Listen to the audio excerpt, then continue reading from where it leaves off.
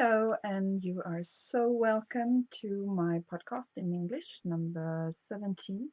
I'm recording this on the 3rd of April 2020, and it's a beautiful sunny day here, just outside Lyon in France.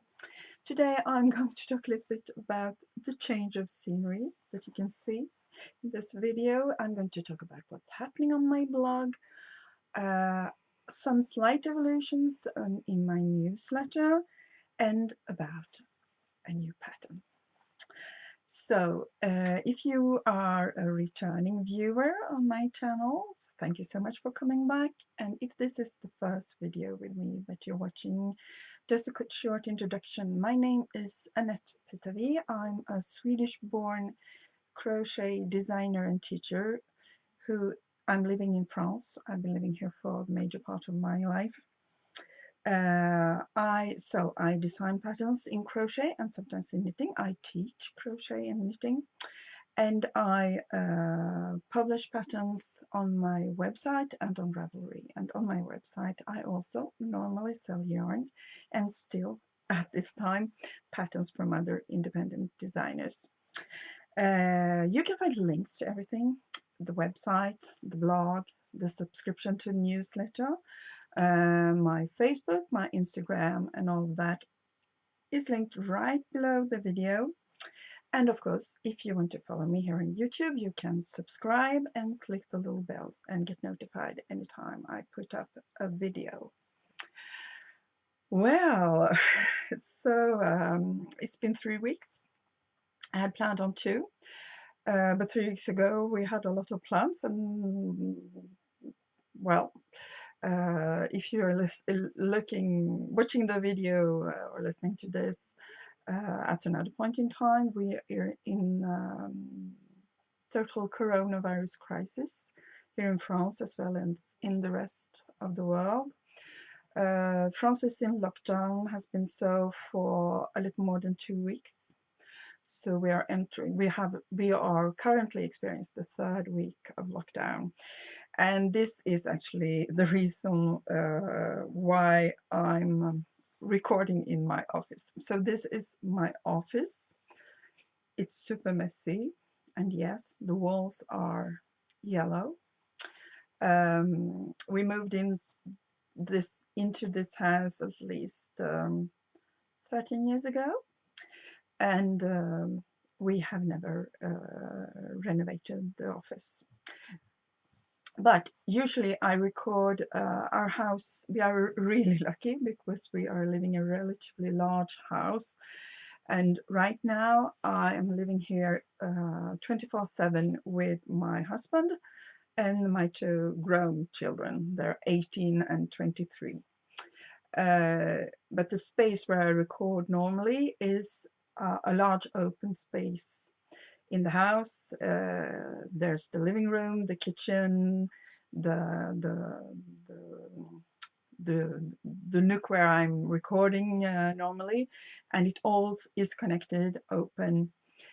And last week, normally I should have recorded last week because it was 2 weeks since the last podcast, and I did not want to occupy the space for quite a bit of time, because I'm recording also a podcast in French, and I do them back to back, first the English one, then the French one, and it takes a while and I have to set things up. And during all this time, my family doesn't have access to this space. Normally that's not a problem because I work at home and everyone is away working at the university, etc., etc. But now we're all at home at the same time. So that's the reason why I didn't record last week. And also because it's quite a big change in our lives, and we have to adjust and adapt and get organized. And then I thought I was going to record in the other space this week, and then I realized I can record in my office. It's not as nice because when I'm in here, I'm only looking at the computer screen. So I don't see much of the mess because it's very messy, but that's the way it is. And I can close the door. You will probably, and you have perhaps already heard people moving around, noises of a house full of people. Well, that's the way it is. Let's make the best of it and try to get through this all together. I hope, really, really hope that you are well, that your family is well, and that you manage to stay at home as much as possible. It's a bit different in different parts of the world. I'm Swedish. In Sweden, there is no lockdown down yet. And this, but wherever you are, this entire situation is a bit, no, it's not a bit, it's really, really stressful. So let's try just to get through it together. This is also the reason why I have suspended shipping of physical products. I hope in a few weeks be able to start shipping within France, at least little by little. I've suspended shipping because the postal services are under lots of strain, and I also use another transport solution or shipping solution in France, but they are currently not working. I have no idea when I will be able to start shipping internationally again. But in any case, downloads work perfectly. Everything that is online still works beautifully. So to buy patterns or other downloadable items is clearly quite a possibility. And the website is up and running, and that part of things just works. So part of the website is the blog. So I just wanted to promote my little blog in English. Historically, I used to have a bilingual blog, but then it got a bit difficult to keep up and writing all the articles, both in French and in English. And I also have some content that's not really relevant to my international readers. So my blog went exclusively French, linguistically speaking. But a few months ago, I decided to have a second blog in English. And I have been writing a bit less on the English one, again, because all my content is not very relevant for people outside France or not speaking French, like publishing translated patterns and things like that. But I have this blog installed, and it's regularly updated. And since the start of this lockdown and this crisis, I have updated more than before.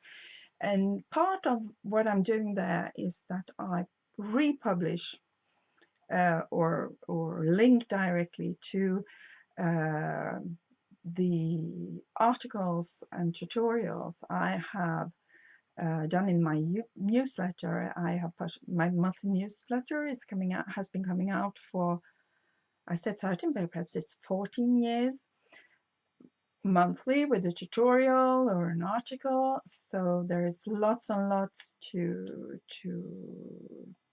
look back to and to take advantage of, even if it's been a bit lost in the archives.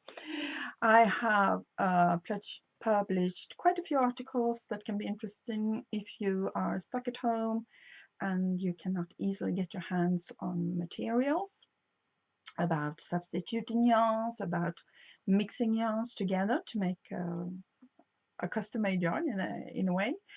I'm going to continue publishing this type of articles. And also, I think there are quite a few things that can be interesting, technical pieces, tutorials that are absolutely not out of date, even if I published them some time ago. So check out the blog. I am also republishing in how to say, in PDF format, small motifs. I think it's very relaxing and almost meditative to crochet motifs, and I know that many of you feel the same. And 3.5 years ago, I did my yearly advent calendar was about crocheted motifs. So the instruction for those were just spread out in the archives on my blog. So I put them all together in PDFs, and I'm publishing one every week. So that's a couple of things that you can check out on my blog currently. I cannot promise any special frequency for our publication, but it's several articles per week. So it's interesting to go back and check there. And scroll down so you can see the previous ones as well, because they're still interesting. It's not really time sensitive. And about publications, I also wanted to say here on the podcast that I have changed a bit the frequency of my newsletter. So my newsletter has been going out only once a month for a long, long time with a crochet tutorial. But for several reasons, I have decided to put it out a little more frequently. So I'm not going to inundate your mailbox, well, your inbox on the computer, since it's a newsletter by email.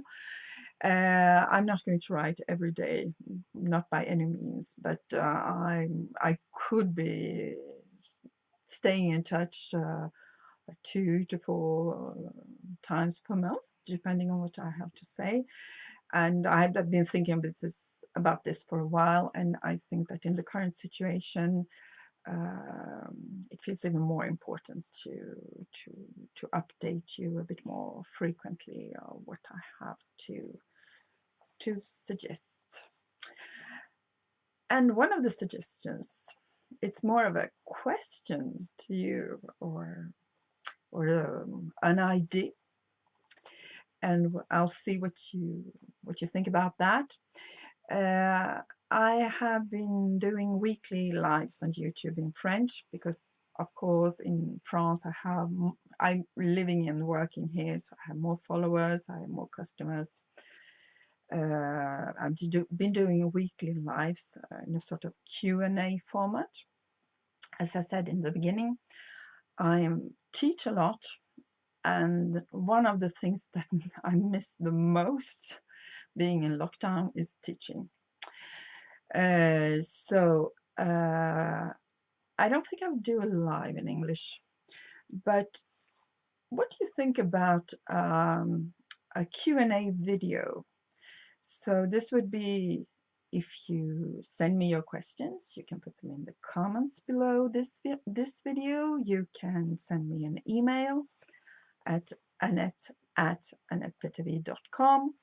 You can connect on Facebook or Instagram, and just ask me anything crochet or perhaps knitting related, of course. I think most of you who follow me internationally are mostly interested in my crochet content.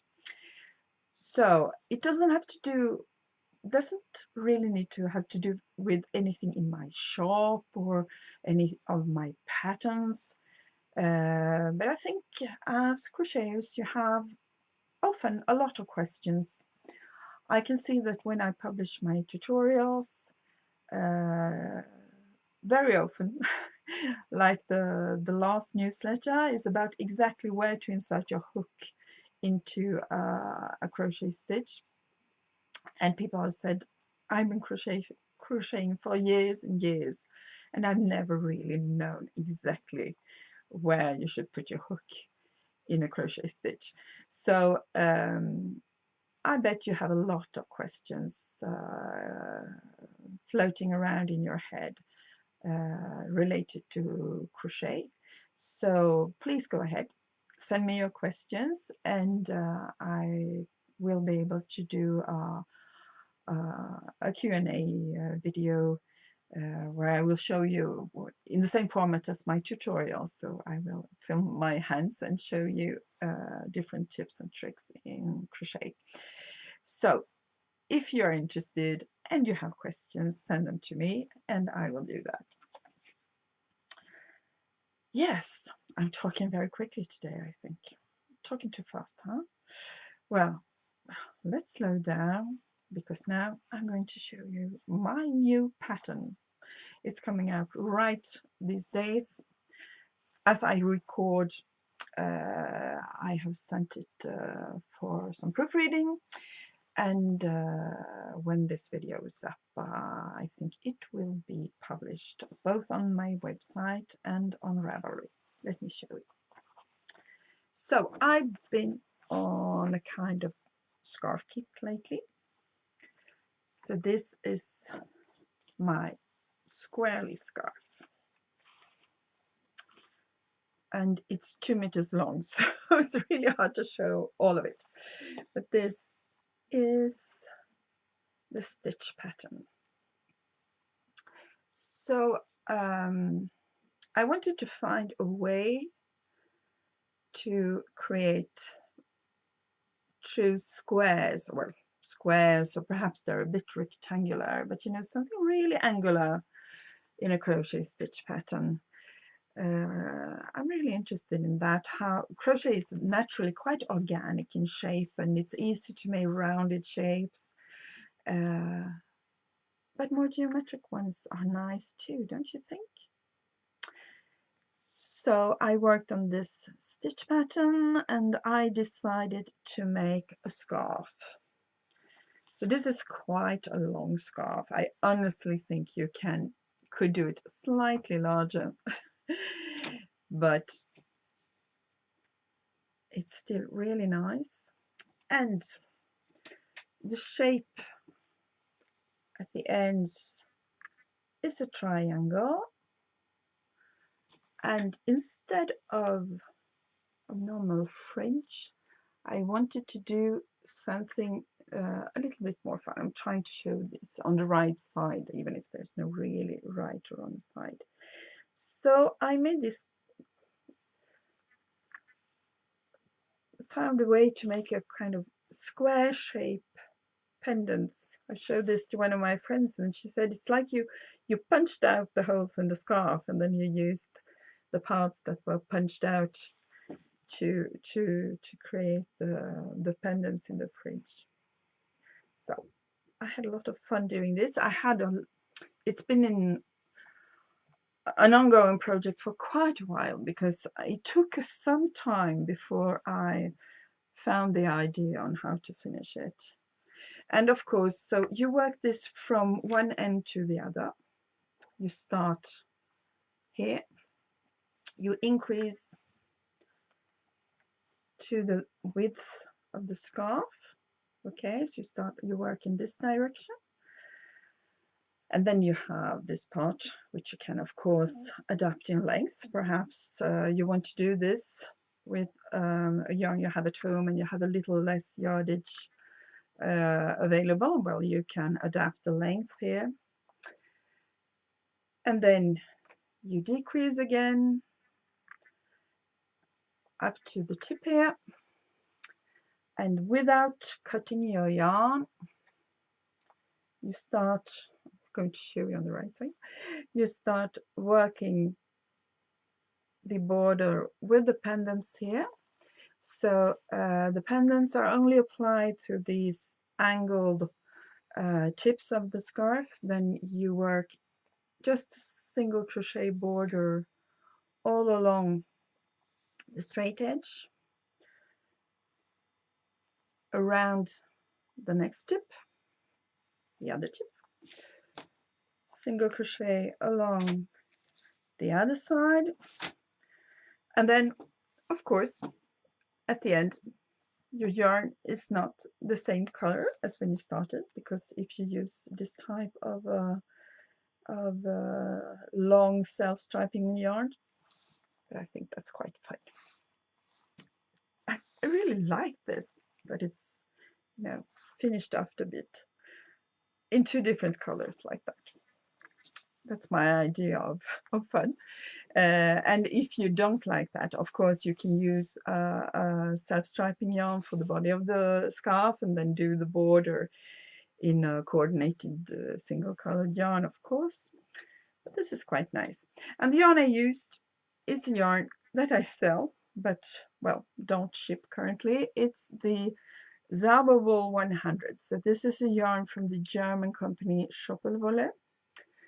And they have these beautiful, beautiful colors in slowly shifting shades. And this is quite a contrasting one.